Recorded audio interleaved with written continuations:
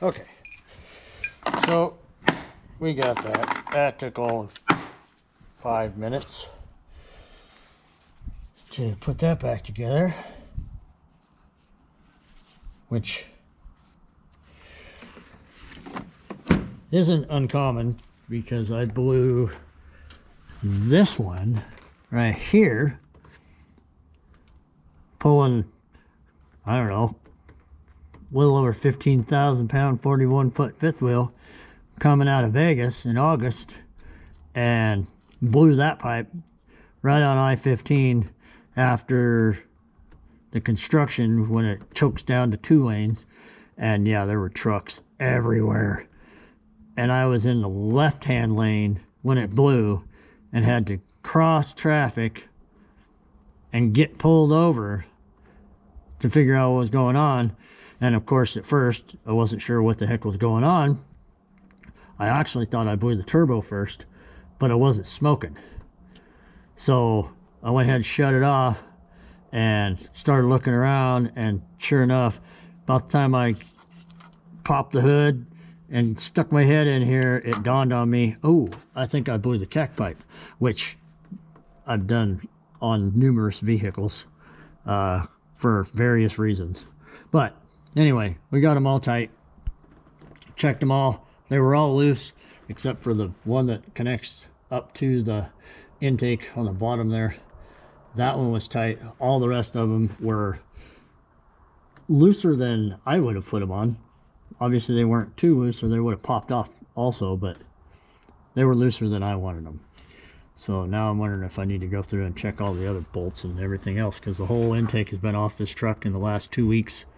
All the stuff off the top of it, the whole front had a water pump put in it, and resealed the intake manifold just because it was off, not because it needed it. And so I might have to just go over it, but so far so good. Everything seems to be working fine, so we'll see. Anyway, all right, well, I got to get some parts for that roll of wire right there so I can make a big old extension cord for that big old welder,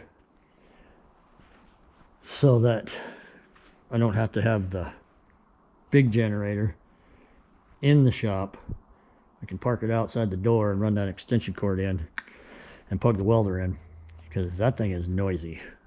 It is loud. So maybe someday I'll run an tailpipe or something off of it, put a, I don't know, a little lawnmower muffler or something on it. Who knows? But I'm going to put a drill press, I think, on this door right here, right next to the generator. Little, you know, Harbor Freight special, not super small, but not like real big. One of them that stands, you know, about so tall like that. So the cord's nice and close to plug into the generator. And little fab area right here. Put a little vise on it. That should work pretty well. And then that still leaves me enough room. The whole point to making these toolboxes short is, one, everything's not piled on top of each other, and two, if I have to load anything on here that would require a flatbed, that I don't want a bunch of tall boxes on it so I can't get anything on here. I might as well have a pickup truck then. So I want them short and stout, like the little teapot, so I can pull a four-wheeler or something like that on here and run the wheels right up on the toolboxes, and I'm not hurting anything, but I can still haul it if I need to. Every now and then you gotta haul a four-wheeler out to a field or something to run back and forth if you're troubleshooting a pivot, something like that. It's much better than driving a truck back and forth through somebody's field, either tearing shit up or getting stuck when you wouldn't have normally got stuck if you had a four-wheeler. I used to use a Razor, and that worked really well, but that definitely wouldn't fit on this truck. If it was a long bed, it sure would.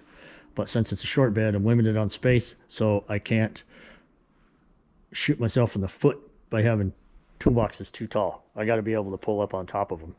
So that's why this truck is being built the way it's being built. It's specific use kind of thing. So anyway,